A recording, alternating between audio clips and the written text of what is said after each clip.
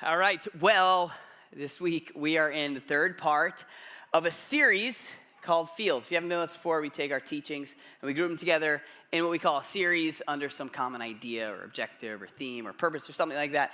But if you haven't been with us, don't worry, I'll bring it up to speed even though we're in part 3 this week. We're talking about, and you know this already, but we're talking about how the way someone feels, when you understand emotions, someone's emotions behind something, it gives you a window into who they are, what they value, what's going on the inside. And the opposite is also true, right? When you don't get that window into how someone feels, it can be unsettling. So when I was in 9th grade, or actually 10th grade, I had this teacher. He was an amazing teacher. The guy was so smart. He was actually one of my coaches as well. But he just gave zero feedback. Like when you talk with him, it was just no emotion on the other side. You know, and when I say feedback, I don't mean like formal evaluation. I mean, you ever talk to someone and you're like, you know, it's like, feels like a back and forth, but there's no like, it's like just going at them and you're not getting anything. You know, usually it's like,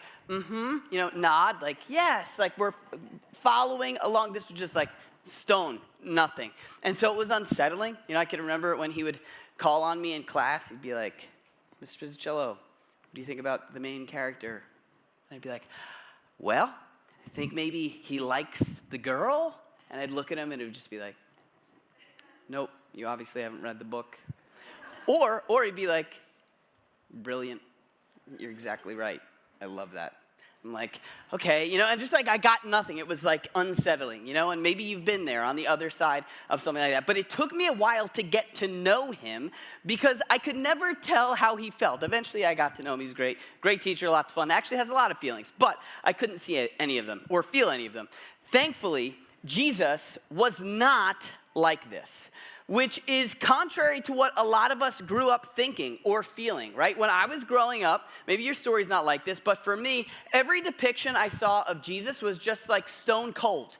It looked like his face could be on a dollar bill, you know? It was just super serious or a little disconnected, you know? It'd be beautiful works of art, like amazing things you could sit and think about it, but the face was often, maybe not always, but often just emotionless. And if that's the way that you understand God, that could paint a picture of him that's inaccurate. Like we know that Jesus felt deeply. The people who wrote the Gospels, which are the biographies about the life of Jesus, they made it a point, even though they weren't very specific or creative with their writing, every once in a while they would tell you not just what he did, but how he felt while he was doing what he did. And it's so important for you and I to stop when we see or hear some kind of emotion come up in the life of Jesus, because how he felt shows us who he is, what he values. It helps us go from like 2D to 3D or from black and white to color. And the reason why this matters, whether you're a church person who's here every single week and your faith has been growing since you were 5 years old, or you're totally new to church and not into it at all. Your concept of Jesus, the picture that you picture when you picture Jesus, it will either tend to draw you closer to him, or it will tend to push you further away from him. It all comes back to what we picture when we picture him. And so we're spending a few weeks talking about what he felt, kind of zooming in on those things. So on week 1, we talked about compassion, how Jesus felt for people. We looked at a passage where he looked at this crowd, and it says he had compassion on the crowd. The crowd made up of all different types of people that were kind of getting it, people that didn't get it, people who were good, people we consider not so good, like all over the map, and we're just told he felt for them. He had compassion on them. We talked about how with compassion, when you feel for someone, when you feel compassion for someone, it's like you want something for them. You're in their corner. You're engaging with their circumstances. And that's the idea of Jesus, right? He wants for you. He wants good for you. He's in your corner. He, like a parent wants for their children, he wants to give you what he called life to the full. He's in your corner. He's your advocate. And it's so important. And all of that we can really get from how he understood not his most devoted followers, but all the people in the crowd. That's his general posture toward people in general. And then last week, Tom talked about distress. Now, we believe that Jesus, we believe he was fully God, but we also believe he's fully man. And this is like the most human side of him. We looked at a story where Jesus was upset. Like he was in distress. He had his friends turn on him. He was hurt by that. He was looking at the road ahead, and in his prayers, he was like, I don't want this. I don't want it to go this way. If there's a different way it can go, I want to go that way. And the idea is that Jesus felt real human emotions. And whatever you might be going through, maybe you're looking at the road ahead of you and you're like, I don't want to go there. The idea is he gets us. Maybe you've had your friends bail on you. The idea is he gets us. He's been there.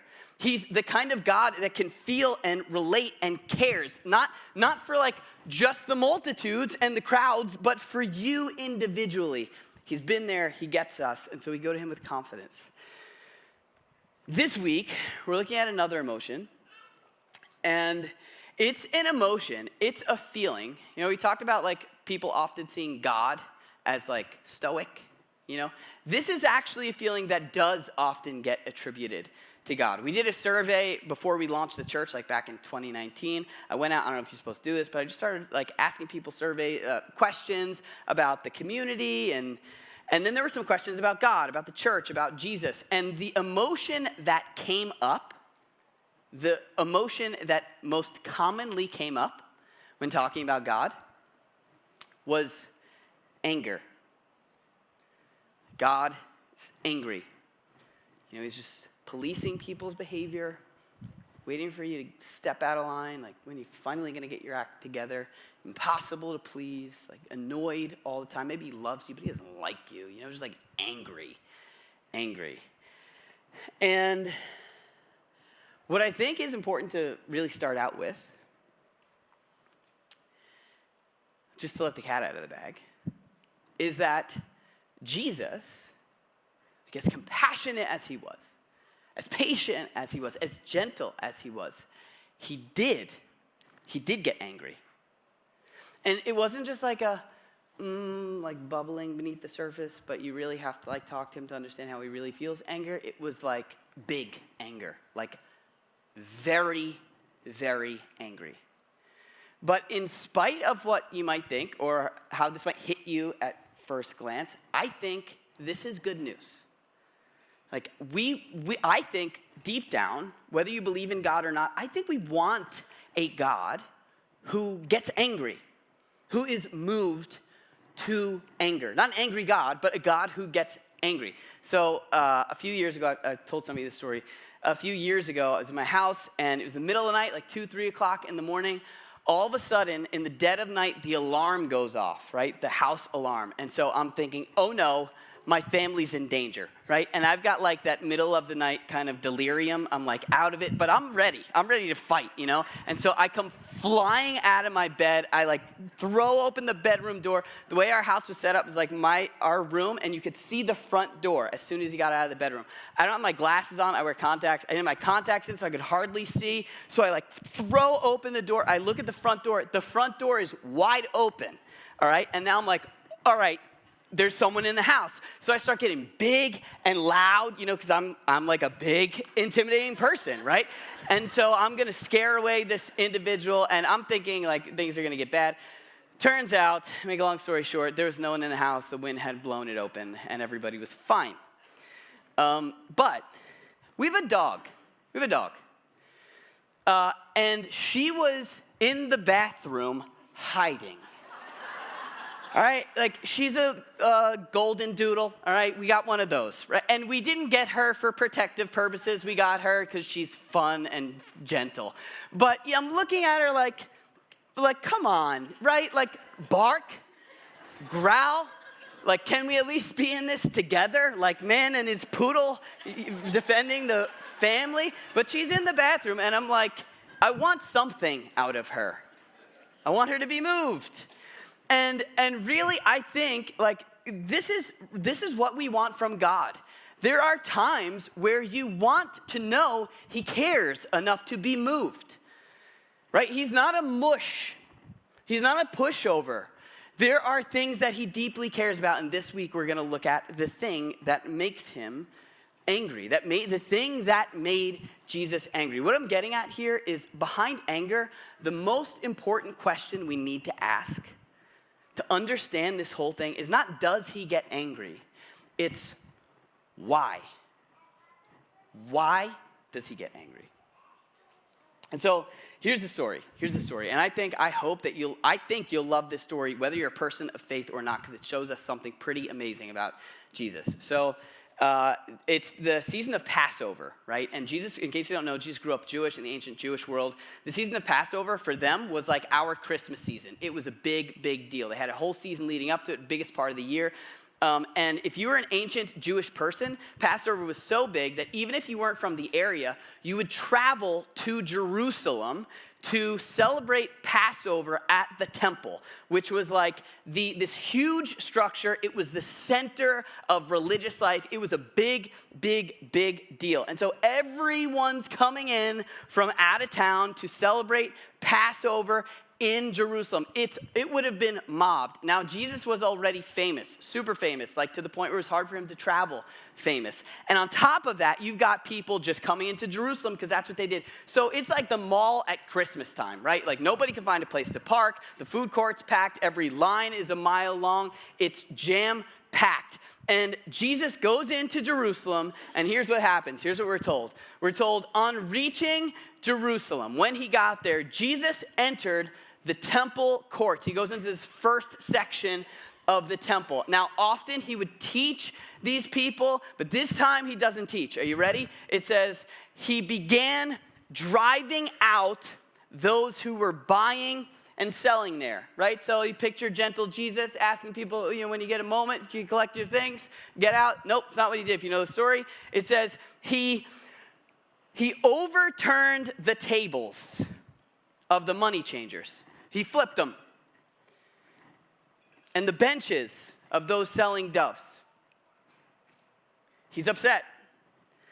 It says, and he wouldn't allow anyone to carry merchandise throughout the temple courts. Now, in case you don't know, there are 4 gospel stories, meaning there are 4 versions of different biographies of Jesus. And each author points out different things, includes different details, because they're all kind of writing for a different reason. They have different stories in them about Jesus. All 4 of them have this story. Like this was a core memory. This was a thing every one of the gospel writers were like, yeah, we can't leave this out. This matters that much. It left a mark on these people.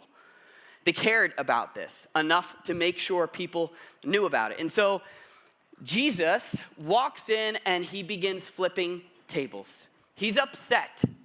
He's furious. Now, if you know the story, you might be sitting there like, maybe you've heard it 100 times. Like, oh yeah, that's right, he flipped the tables, he's upset, that's the time he got angry, right? But just think about this. Like, if I'm there, and this is happening today, I'd be thinking like, you might be right about whatever you're upset about, but at that point, you went wrong, right? Like, that is inappropriate. If I were up here and upset about something, maybe something totally legit, but then you saw me and I was like, and just like through the table, you'd be like, okay, bring it in, like control yourself.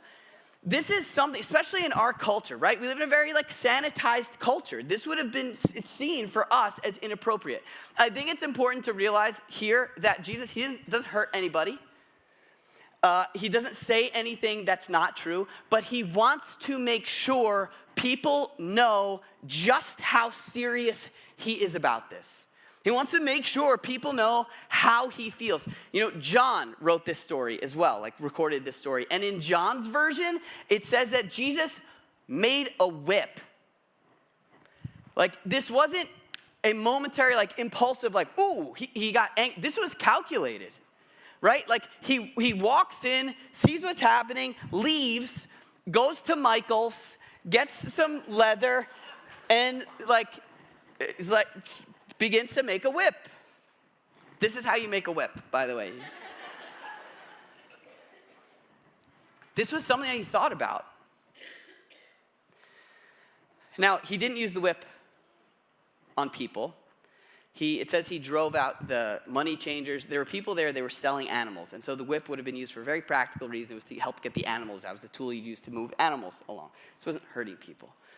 But there's something Jesus wants people to know in that moment, why he's so angry. And he gives us the reason here. He tells us why. Tells us why. Here's what he says. He says, it says, and as he taught them, he said, is it not written, my house will be called a house of prayer for all nations. But you, he says, you have made it a den of robbers. That's why. I don't know about you, but I'm not like, oh, God, right? Like, it doesn't give me the most clarity knowing why. Like, what does this mean? A house of prayer for all nations, a den of robbers. He's got two contrasting statements, but they don't seem to contrast very much. So there are a lot of ways people have interpreted this. What I would argue, there's some like common misconceptions. Some people would say that Jesus is saying that you need to pray more. Right? He walks into the temple and he's like, people should be praying more here. And that's the takeaway. God cares about prayer. Now, Jesus does care about prayer. He does pray. But that's not the point of this story.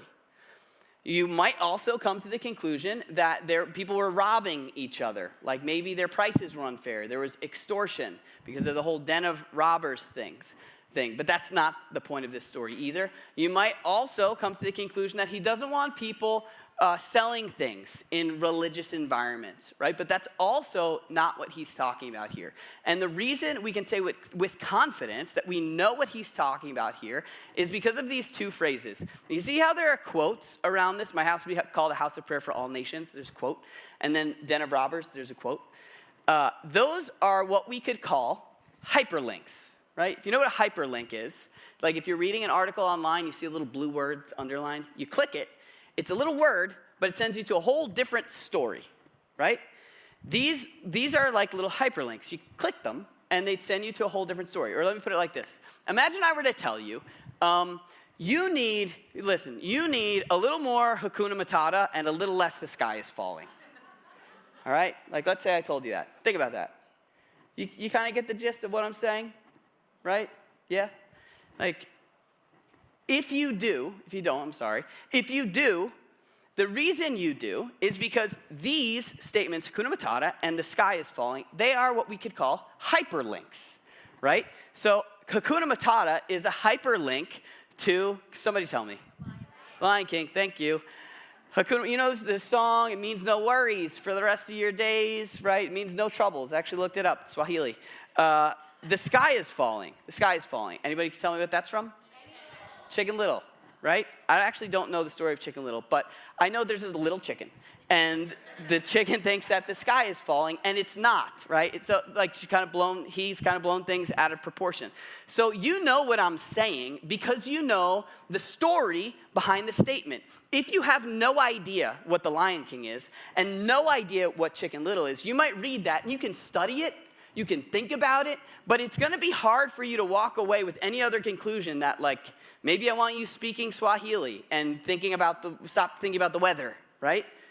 Like you can come to a totally false conclusion if you don't understand the story behind the statement. So back to our passage, there's two stories behind these two statements. The first, my house will be called a house of prayer for all nations. That goes to a chapter in what we call the book of Isaiah. That's chapter 56 of the book of Isaiah. Jesus, growing up, and in his whole ancient community, they didn't have the New Testament because that was like happening in real time while he was there. But the Old Testament, that was like his Bible, their Bible. And in there, in a culture where they didn't have books and a printing press, they memorized it. Like literally, their religious teachers would have had all of it memorized, and they would have been like, if they didn't have it memorized, they would have been very, very familiar with it. And so when he drops a phrase like this, people are like, oh, he's talking about Isaiah 56. If you read Isaiah 56, which you should, it's fascinating. 700 years before Jesus was around, Isaiah was talking to the people, like Jesus' community. And what he says, it starts off by saying, let no foreigner say that God has excluded me. Like, let no one on the outside say there's no place for me. It's a story about outsiders coming in, about God embracing people who don't do the whole ancient Jewish life, who don't do the whole church thing, who don't do the whole religious thing. It's about God embracing them and welcoming them in. It says that the temple, like God's place, the place where they are, it will be like a house of prayer. It'll be a place of joy for the people on the outside coming in. And at the very end, it says, and then when the outsider, when people not just from ancient Israel, but from all nations, when they come in, when they're welcomed, when they're embraced, when they're experiencing the joy of trusting in God, he says, then my house will be called a house of prayer for all nations. So they know, like, oh, that's a story about God bringing the outsiders in. But Jesus says, you've made it a den of robbers. A den of robbers is a quote from Jeremiah 7. If you read the prophet Jeremiah, that was written 600 years before Jesus, so about 100 years after Isaiah. And that story is about the Jewish people forgetting how they're supposed to live and oppressing the outsider who wants to come in. There's no room for the foreigner, for the people who don't play the religious game, for the people who aren't on the religious bus. They're being oppressed by the people who are supposed to be representing God. And they know that story. And so what's amazing is that when Jeremiah said this, he was standing in the exact place that Jesus was standing when he said this. He was in the temple court saying the same exact thing. And so they would have known exactly what Jesus meant. What Jesus is upset about, the thing that got him angry, when he feels anger, it's when there's no place and there's no space for the outsider to become an insider. There's one more detail you need to know about this story. The place where Jesus was saying this, it said that he overturned the tables of the money changers in the temple courts. The temple courts, now you and I don't know this because we weren't hanging around the temple, but the people that were reading this when it was first written would have known the temple court, it was also known as the court of the Gentiles or the court of the nations. In other words, there was a place in the middle of Jerusalem, in the temple, where the outsiders, the Gentiles, the non-Jewish people could come in. That was the place where outsiders came in. And the religious people had set up shop in there. They have repurposed the area for the outsider to come in. And so Jesus walks in and he literally makes space for the outsider to come in. He overturns the table. He drives out the market. It's like you've lost sight of what this whole thing is about. The whole purpose of that whole area was for outsiders to come in. And so then he quotes Isaiah. And he's like, don't you know this is for people to be embraced and experience the same joy that you get to experience? But instead, it's become what it became when Jeremiah was around, when there was no place and no space for the outsider to come in. And for us, if we're gonna jump context to today, the idea here is that when there's no place and no space for an outsider, for a non-church person, a person that's doesn't do all the things, didn't grow up in church, doesn't have all the faith, to figure things out, to take a step in the direction of God, when there's no place and no space for an outsider to become an insider, for a person who doesn't go to church to become a person who develops a faith of their own, this is the thing that gets him upset. This is why he's angry. The idea here is that they've lost sight of the whole thing. We could break this down into two parts, okay? Try to follow this logic here. If you're new to church, if you don't know the whole story, the idea from the beginning is that God is in pursuit of people. God wants a relationship with people, with you, with me. He's always in pursuit of us. He's always trying to get closer to us and us closer to him. From the beginning, it's been this way. There's a long story behind this, but it started with one guy, Abraham, and he told that guy, Abraham, that through you, through your family, all nations would be blessed, like everybody. This has been the story from the beginning. All people are invited in, and God is pursuing these people. And he invites his people to be part of it. Like you who like believe this stuff, who are experiencing this goodness. Go invite people into this life to the full. But here's the problem. Sometimes it's the insiders that hinder the outsiders. Like sometimes it's the church people that push away the unchurched people. And maybe this is your story. Maybe you've been on the receiving end of this, where you're like, yeah, I want to develop a faith of my own, but maybe there was an issue. Maybe there was someone with the best of intentions did something to push you away. And maybe like the only thing you need to hear this morning is that God is still pursuing you. And don't let an imperfect person get in the way of you experiencing a God who is infinitely better than you can ever imagine. But this is the reality of it. Like it's been this way, and sometimes it still is this way. I walked into a children's home. My wife Allie and I, like years ago, we worked at a children's home, and there were some old things on the wall. The administration there, they were redoing things, but before they had a chance to redo things, we walked in. This is a home where like kids live. There's 8 of them trying to like figure things out. They're trying to develop a faith of their own. On the wall, it says, the one who knows the right thing to do and doesn't do it, to that one, it is sin. And I was like, really? Like, this is the verse? This is the thing?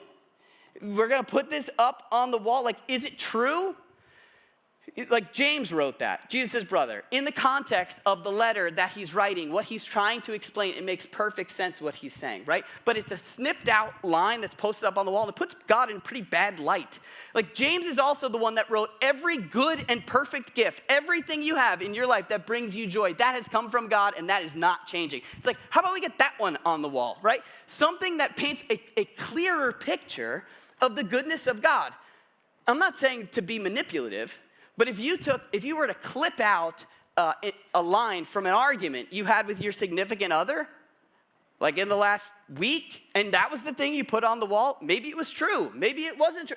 It's irrelevant. The point is, it's an incomplete picture, and it's a pretty ugly shot of a pretty good story. And sometimes it's things like that people who are not familiar with church or God, they see that and they're like, why do I want to be part of that? Who wants that? Here's what didn't get Jesus angry. And I think it's just as important that you understand this. One time, people spat in his face. They spat in his face. And he prayed for them. His best friend that he had been with for 3 years, turned on him and denied he even knew him. Not once, not twice, 3 times. And he met him for breakfast a few days later. There was a woman who had like just made the biggest mistake of her life, and she was being publicly shamed, and he stood in and stood up for her. He met another woman who had just a history of making poor choices, had really made a mess of her life. And he spoke to her and sent her to be his spokesperson to her hometown people. Like there are so many things that we think might get God angry. But this is the thing that Jesus flipped tables over. When there are people on the outside who can't get a clear glimpse of the goodness of God, there's no on-ramp, there's no way in. It's why we say here, it's why we don't just say it because it's fun. We say we're a church for people who don't go to church. It's why we say you can belong before you believe. It's why we say there's a place for you here. You have permission to be in progress. You cannot believe what we believe and still call this your home. Because there's got to be an on-ramp. Believe it or not, I get like some feedback from people, and it's good. I love to hear opinions. I really do. I value them. I mean that. But some things mean a little more than others. And I think the thing that, like the hardest feedback I ever got was a few years ago. Somebody came up to one of our team members. This was passed along to me. And she said, I've been praying for my husband to come here for years since you guys started it. I've been praying. And she's like, I am so glad he did not come this week. Like, what she's communicating is that there is no place and no space for an outsider to become an insider. That's what this looks like. It's a serious thing. And it's good news. It's good news. because it shows you how serious he is. It shows me how serious he is about winning your heart, about pursuing you. Like the strength of his anger is only there because of the strength of his love. My daughter, like a few years ago, she came home from school. She was obviously upset, and so I asked 1,000 different ways what the problem was, and eventually 1,001 it came out. She's probably 7 or 8 years old at the time, and it turns out there were some boys that had approached her, and they said something that was just mean, like in a little row of 3, like just. And she tells me this, and I could see like it has wounded her. And inside of me, I'm just like, oh, like, okay, who are they? Where do they live? But what would it say about me if I was like, oh, come on. Do you love those people? Do you forgive those people? You love them? Like, come on, they're just people with mistakes. Right? She'd be like, Dad, like, do you care? This is the idea. Like he is fighting for people, for his pursuit of people, and it should be a comfort to you, unless you start to believe that his pursuit of you means more than his pursuit of other people. That's when this should be a challenge for you. We're just about out of time. But I want to end today by doing something a little different. Today, we're actually gonna take communion. And if this is not something you're comfortable doing or you don't want to do, you're by no means under any pressure to do it. Our ushers are going to pass out some buckets. And you can pass your bucket down to the end of the aisle, and then if you could put it back on the ground in the aisle, they can then come through and pick them all up once everybody gets one. And when you're done, you'll have like a little empty container. When you're done, if you could take those with you and throw them out on your way out, that would be a big, big help to us. But so you guys can come forward, let's hand them out. And if you can not take it, we'll take it together. So hold on to it, don't take it yet. But here's why I want to do this today.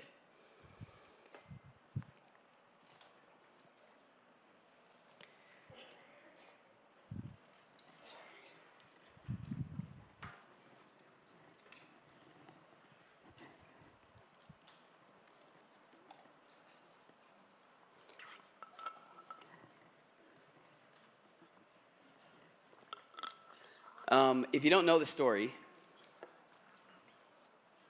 this same week that the tables were flipped in the temple, Jesus sat at another table. It was the table that we call the Last Supper. Right? And sitting at a table in the ancient world was a sign of acceptance. It was a sign of embrace. And he's sitting with all these people, his closest followers. But he told them to do this to remember him, but also to do it when they gather together. Like when they gather together to do this to remember him. He took bread and he broke it. And he said, this bread represents my body, which will be broken for you. And he said, the blood of the cup represents my blood that's poured out so that you can be forgiven. It's for you. It's showing just how far he's willing to go for you and for me. Like, this is the extent of his pursuit. This is how much he'll give and how far he'll go for the people he's sitting with, for you and for me. And at that table, and I think this is important, at that table was a guy named Matthew, or Levi. His life had been transformed. He had made the biggest mistakes of his life, but those were in the past, and he'd been transformed, and he was new. He had new values, he was headed in a new direction, and he's at that table, and Jesus is like, this is for you. And we love that story. Maybe that's your story. But he also sat with Peter. Peter, who was one of his closest followers, one of his best friends, and Peter was, like that night was the eve, like it was right before he was about to make the biggest mistakes of his life. right after that, he would deny Jesus not once, not twice, but 3 times. Like the thing in his life probably that he's most ashamed of doing, he had yet to do. And so we have someone whose mistakes were in the past, and then we have someone else whose biggest mistakes were actually in the future. And to both of them, Jesus says, this is my body and it's broken for you. Also at that table was a guy named Judas. You know Judas? Judas is the guy that's responsible for Jesus dying. He betrayed him. And Jesus broke his body, his own body, not Judas's body. But he said, this is for you. And he knew it. He knew he was going to turn on it. But in a dramatic way, that table and the people around it were a reminder that the playing field was level. Because of Jesus, no matter what your story is, no matter what mistakes you've made, no matter what mistakes you're going to make, we sit at that table because of him, not because of us.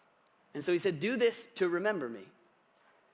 He flipped the table that kept people out. But he broke his body at the table that welcomed people in. And so today we'll do what his followers have been doing for 2,000 years. He took bread and he broke it. And he said, this is my body, which is broken for you. Do this to remember me, to remember my pursuit of you.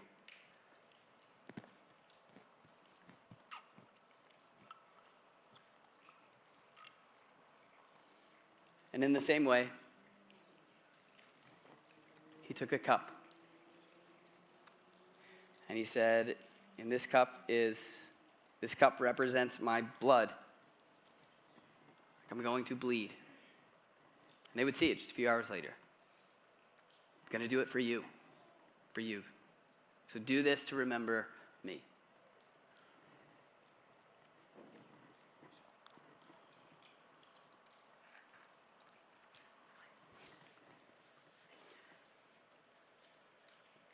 He told us to do this to remember him. He told us to do this to remember that there is a place for you at his table. No matter what your past is, no matter what your future looks like, there's a place for you here. Jesus, he's the kind of guy, he's the kind of God that flips the tables that keep people out and gives himself over the one that brings people in.